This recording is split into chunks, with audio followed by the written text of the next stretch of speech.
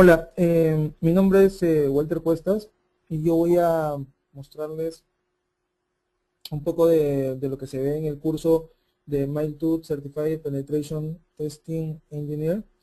Esto es solamente una pequeña prueba de lo que se puede ver ahí en términos de los tópicos que se tratan y también una pequeña sección del laboratorio de los laboratorios que se desarrollan dentro del curso.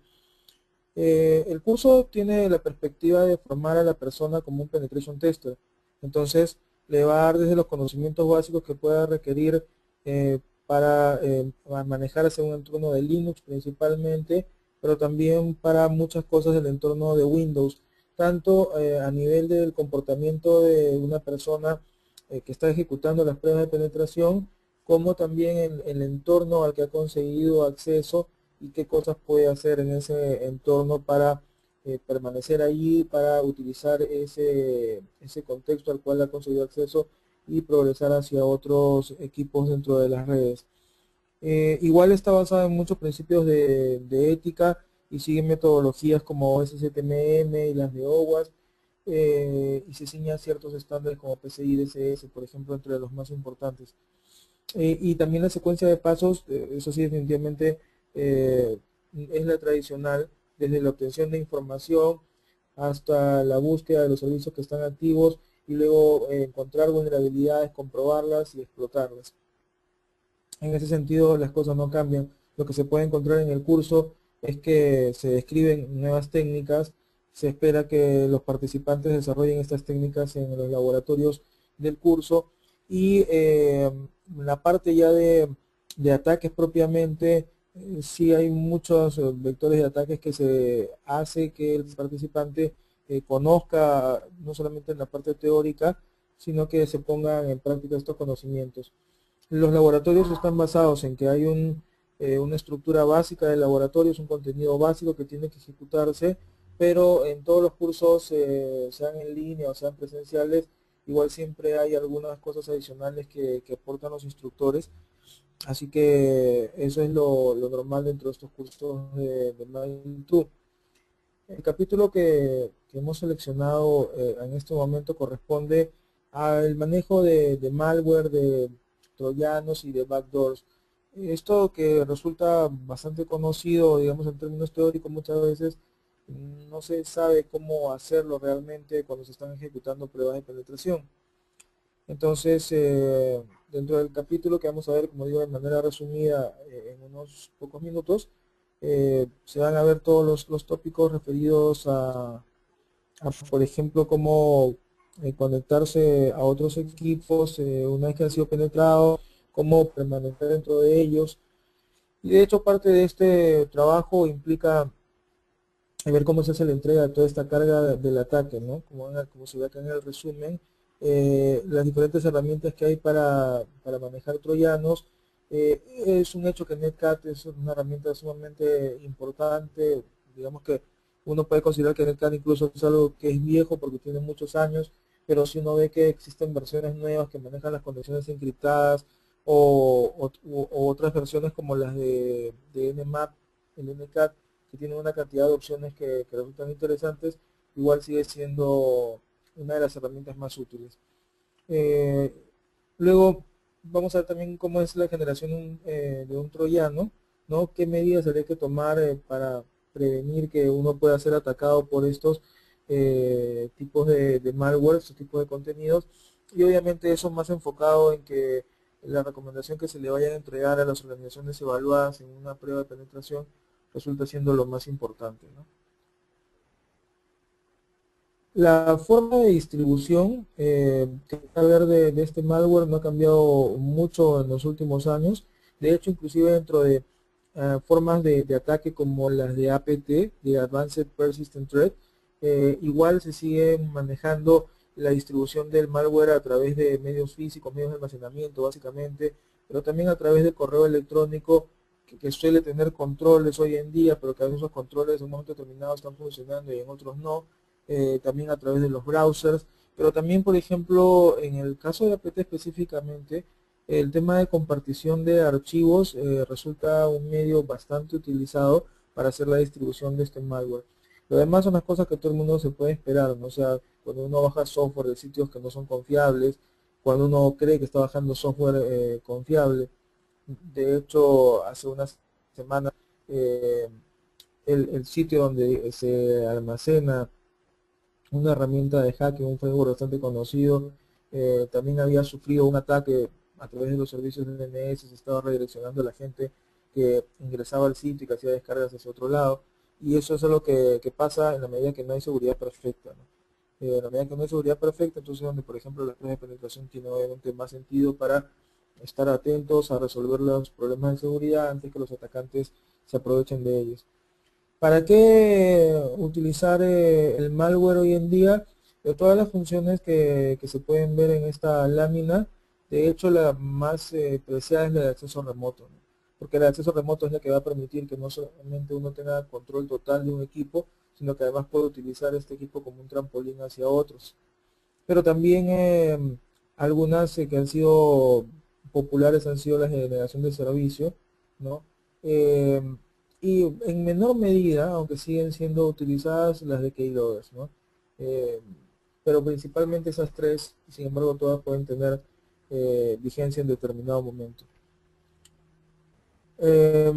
Lo que permanece siendo una característica de este tipo de software, este malware, es que siempre termina haciendo las mismas cosas, eh, aunque de repente enmascarado y que cuesta un poco de más trabajo encontrarlo, pero trata siempre de autoejecutarse, ¿no? De autoiniciarse. Y las formas son las clásicas de infectar archivos de inicialización de comandos, generar entradas de registro y que se ejecuten las cosas automáticamente, las carpetas de inicio. Sin embargo, como digo, hay formas hoy día, por ejemplo, de controlar ese tipo de cosas o por lo menos de monitorearlas. Hay herramientas que son muy buenas desde hace años como HijackDisk, por ejemplo, que permite, entre otras cosas, encontrar ese tipo de información respecto al malware en las computadoras. Como había dicho hace un instante, Netcat se convierte en una parte muy importante dentro de esta distribución de malware. De hecho, Netcat mismo podría convertirse, como vamos a ver en la pequeña muestra de laboratorio que va a venir adelante, en una forma de malware, ¿no? ¿Por qué? Porque básicamente permite crear conexiones de entrada y salida vía TCP o UDP.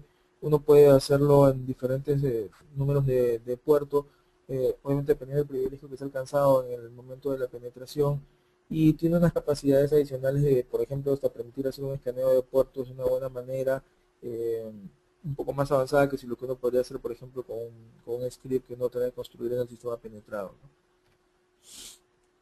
Hay una gran cantidad de parámetros de Nmap, muchos de estos se ponen en práctica dentro del autor y algunas formas más de utilización del Netcat. Acá hay un ejemplo de las cosas que son normalmente más utilizadas, ¿no? Poner al Netcat como un listener, es decir, poner al Netcat a portarse como si fuese un servidor y que el atacante pueda utilizar este pseudo servidor para conectarse hacia él. Una parte importante que se puede apreciar acá, por donde estoy moviendo el puntero del mouse, es que en estos modos de listener lo que se está pidiendo es que el comando que se ejecute apenas se produzca la conexión hacia este listener son intérpretes de comandos, ¿no? En este caso el CMDX en Windows, en este caso el BinSH, puede ser el BinBash también, en el caso de Linux o Unix. Entonces lo que va a ocurrir es que cuando la persona se conecte hacia estos listeners, se va a ejecutar automáticamente hacia ellos uno de estos intérpretes de comando. De hecho, en eso también va a estar basado en lo que voy a mostrar en un instante. Esto también es importante que se entienda que, por ejemplo, las cosas que se ven en el laboratorio van desde las cosas simples, como que, por ejemplo, la víctima en la cual se ha penetrado sea un Windows o un Linux y el atacante sea el que se conecte a ese Windows o Linux, o también se hacen ejercicios de conexiones reversas, obviamente, sobre todo por aquello que normalmente las conexiones de salida de entrada, perdón, pueden estar restringidas, pero no tanto las de salida. Entonces se trata de hacer que la víctima que ya aún ha penetrado se conecte más bien hacia el atacante, y en ese caso quienes se ponen a escuchar que se pone en modo de listener, en realidad son los atacantes, ¿no? Principalmente atacantes que están basados en el Linux. Obviamente rara vez un atacante va a estar utilizando Windows, o si lo usa para labores particulares. Una de las cosas que todo el mundo sigue, no está tratando de hacer esto, es el hecho de que, por ejemplo, ¿no? Si yo consigo penetrar un equipo con Windows, es poco probable, muy improbable más bien, que ya tenga Netcat instalado. Entonces tengo que agarrar y encontrar alguna manera de subir ese Netcat, de hacer que ese Netcat pueda estar como ejecutable dentro del sistema penetrado, y ahí uno empieza a tener varios inconvenientes, ¿no? El primero de ellos es que hoy en día los sistemas normalmente tienen alguna forma de protección, desde el sistema operativo mismo hasta el hecho de que tengan un firewall a nivel de host, o que tengan algún sistema de antivirus, anti-malware, en general un anti-X, que pueda ayudar a proteger el equipo. Entonces, acá lo que se trata de hacer entonces es camuflar ese programa, y eso normalmente recibe el nombre de wrapper, ¿no? Eso es el nombre que se ha establecido desde hace mucho tiempo. De ahí en más hay diferentes herramientas que son conocidas para hacer este tipo de cosas, diferentes métodos de hacer cosas simples como pequeñas alteraciones en los ejecutables que en realidad no cambian sus funcionalidades, pero sí cambian las firmas que pueden ser detectadas de estos ejecutables, eh, hasta agarrar y generar, por ejemplo, eh, scripts de Visual Basic a partir de ejecutables, ¿no? Camuflarlos dentro de estos scripts de Visual Basic, incluso en los frameworks mismos hoy en día, por ejemplo, tan cosas como Metasploit, que probablemente sea el más conocido, el hecho de generar una carga, por más que uno utilice muchas formas de encodeado, sencillamente hace que a la hora que uno quiere entregar la carga a la víctima es detectada, por ejemplo, por el antivirus. Entonces, normalmente siempre se va a tratar de buscar técnicas que hagan cosas diferentes, ¿no? Como digo, por ejemplo, camuflar la carga dentro de un Visual Basic Script, pero que, por ejemplo, en lugar de grabarse en el disco duro cuando se está descargando este ataque, este exploit con su payload, se haga en la memoria RAM, y jugaré con la probabilidad de que en algunos casos los antivirus no lo detectan. Hay mucho ratio de éxito con esta técnica, pero también existen algunas cosas adicionales, como por ejemplo Veil, que es un complemento, digamos, que permite también tratar de ocultarse de los virus, y una serie de técnicas adicionales que de hecho varias días se ven dentro del desarrollo de este capítulo en el curso, ¿no? Y como vemos, así se pueden encontrar históricamente inclusive muchos troyanos que dejan obviamente sus puertas traseras, ¿no? Que es la forma por la cual van a dar acceso a quienes han penetrado estos servicios, y se da a lo largo de diferentes versiones y sistemas operativos. Es cierto que principalmente Windows, aunque no solamente sea la víctima única de tipo de ataques, pero es la más común de todas maneras, ¿no? Y lo que uno puede hacer en estos casos, ¿no? Es obviamente reforzar el tema de las políticas de seguridad respecto al software, las restricciones que se colocan en el uso de software, en instalación de software, ¿no? Es una de las cosas que resultan más importantes, porque esas van a funcionar sí o sí de manera más integrada, sobre todo con el sistema operativo. El propio sistema operativo también tiene sus mecanismos de protección, que afortunadamente las últimas versiones de sistemas operativos vienen habilitadas por default, pero también uno puede agarrar y colocar herramientas como se pueden ver en esta lámina, desde antivirus, firewalls a nivel de host, o a preventores incluso a nivel de host, de host como la PC, estación de trabajo, o el servidor, eh, herramientas que permitan monitorear los puertos y los procesos y cómo se están utilizando, la integridad del sistema de archivos, y que estén en la búsqueda constante de malware, ¿no? Acá podemos ver algunas herramientas que también ayudan a poder encontrar ese tipo de contenido malicioso, pero como digo, principalmente nuestra actividad dentro de un curso como este es ver más bien cómo nos pasamos por alto todo ese tipo de protecciones. Sin embargo, lo tenemos que encontrar, y esa es la parte que es más complicada, que cuando uno entrega los resultados de estas evaluaciones, de estas pruebas de penetración, encontrar la forma en la que uno le puede dar una recomendación específica a la organización evaluada, diciéndole cómo tiene que protegerse de todo esto. Y por eso digo que probablemente las cosas que estén más integradas con el sistema operativo van a resultar siendo las más efectivas. Y eso nos lleva también a que las máquinas hasta el día de hoy no caminan solas, no funcionan solas. Por lo tanto, por más tecnología que uno pueda colocar, hay una parte que no se va a resolver a punta de software o de hardware, y la verdad que tampoco a partir de normas, porque las normas también pueden estar dispuestas, pero sencillamente ser pasadas por alto, ¿no? Entonces, el colocar componentes de hardware y software obviamente va a ayudar a esto. Hay muchos appliances hoy en día que hacen un buen trabajo en la parte de la red, de detectar el malware a nivel de red, pero definitivamente el tema de la educación del usuario es imprescindible. Y no es como muchos creen, por ejemplo, que apenas llega un empleado nuevo a la organización, pase por un curso de inducción sobre la seguridad. Es un trabajo constante, ¿no? Mantenerlo actualizado, evaluarlo constantemente, a ver si está consciente de su papel dentro del buen manejo de la seguridad de la información que se maneja en la organización. Entonces, eso es lo más importante.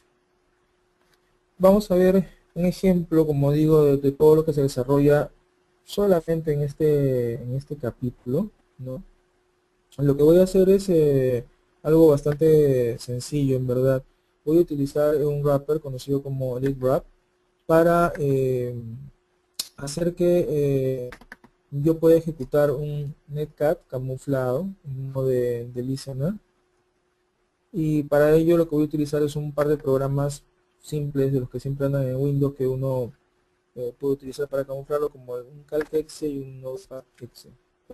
Va cualquier ejecutable, pero yo he seleccionado estos de acá porque eran los que tenía a mano.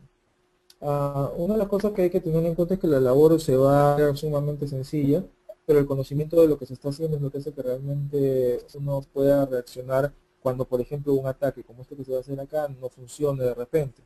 Entonces, lo que hacemos es ejecutar el programa wrap. Nos va a preguntar el nombre del archivo resultante, es decir, el nombre del nuevo ejecutable que se va a generar a partir de la combinación de estos dos ejecutables, el cat y el notepad y el netcat, ¿no? Entonces yo le voy a poner como nombre, por ejemplo, mail2.exe, y luego allí me indica los números de operaciones que se van a realizar, ¿sí? Y luego son las opciones que yo voy a poder elegir posteriormente. Vamos a trabajar con las opciones 2 de empaquetar y ejecutar, que quede visible en modo asíncrono, y la opción 3, ¿no? Que es para hacer una mezcla, como vamos a ver más adelante. Entonces, lo primero que voy a hacer es colocar el nombre del primer archivo que va a ser parte de esta suerte de cóctel, ¿sí? Que va a ser, por ejemplo, el calc.exe, ¿sí? La calculadora. Voy a decir que en este caso utilice la operación número 3, que es empaquetarlo, ejecutarlo, o sea que eso es lo que va a hacer, empaquetar y ejecutarlo, tratar de manejarlo como oculto y en modo asíncrono, ¿no? Estas son labores muy similares a las que hace un packer, ¿no? Pero no es lo mismo que un critter, que son también opciones adicionales que se utilizan para poder ocultar los ataques. Entonces selecciono la opción 3, no voy a colocar nada en esa línea de comandos. El segundo archivo que voy a utilizar es el nc.exe, que es el que corresponde al netcat, ¿sí? En este caso también voy a seleccionar la opción número 3, y acá sí voy a utilizar parámetros para esta línea de comando. Lo voy a poner en modo de listener, le voy a decir que se ponga a escuchar en el puerto 3F6, y le estoy diciendo que cuando alguien se conecte, el primer comando que ejecute sea el intérprete de comandos de Windows. Y luego coloco el nombre del segundo archivo, que en este caso va a ser el notepad.exe. El número de operación voy a cambiar, ahora voy a hacer el número 2, y nada en la línea de comandos. Finalmente yo no voy a ingresar a un cuarto, podría ingresar más, pero voy a hacerlo solamente con esos dos archivos para que ayuden a camuflar el netcat. Y ya debe tener acá ese mail. Ese archivo tengo que obviamente de entregar de alguna forma, como los que se mencionó anteriormente, a la víctima. Yo lo que voy a hacer es correrlo en este mismo equipo.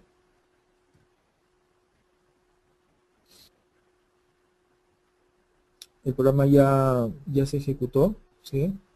Y lo que voy a hacer para verificar que esté ejecutándose es que, aparte del efecto, digamos, de la conexión que yo voy a ver luego, voy a confirmar si es que hay algo que esté escuchando, ¿no?, en el puerto 316.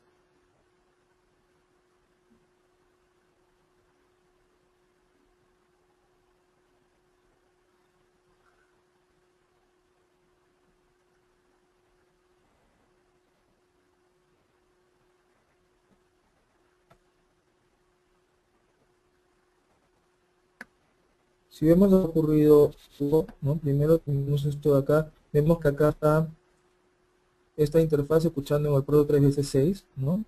La interfaz está en conexiones allí, y adicionalmente se ejecutó la hora, ¿no?, que es el primer ejecutable que hemos indicado nosotros, el calc-exe.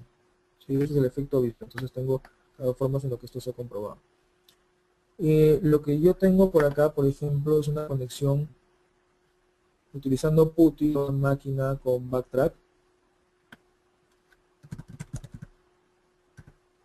¿Sí? Esta está la dirección.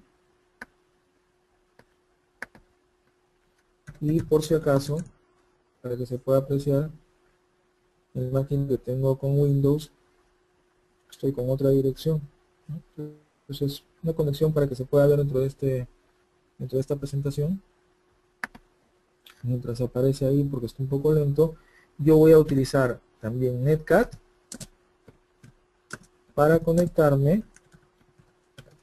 hacia el equipo con Windows, que es la dirección que se puede apreciar acá, la 1 que termina en 173.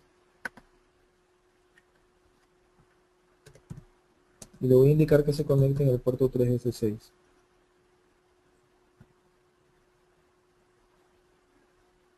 Ahí se está conectando a ese otro netcat que está escuchando, y como se puede ver,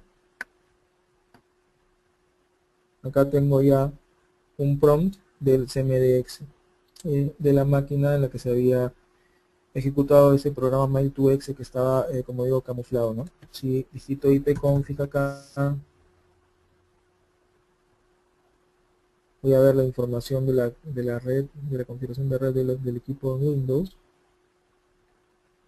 Y bueno, también dependiendo del nivel de acceso que haya conseguido, mis siguientes tareas, que son parte de lo que, como digo, se ven en el entrenamiento, van a ser o buscar una forma de escalar privilegios, o ver una forma de conseguir permanecer en ese equipo ya porque se ha conseguido un acceso con nivel de administrador, y ver cómo utilizar ese equipo para ir hacia otros equipos, usarlo como un trampolín, o como se conoce normalmente, pivotear. Por ejemplo, en este caso podemos revisar con qué usuario nos hemos conectado de esta manera. Es un usuario simple, así que lo siguiente nos tocaría es ver qué tan simple es ese usuario, para ver si podemos a partir de él escalar privilegios o qué otros servicios están ejecutando en este computador. Eso ha sido toda la muestra que hay en este webinar corto sobre el curso de Certified Penetration Testing Engineer. Y bueno, los invitamos a que entren a la página web de Concept2 para que vean todo el calendario de cursos que hay y toda la información relevante a esto. Gracias.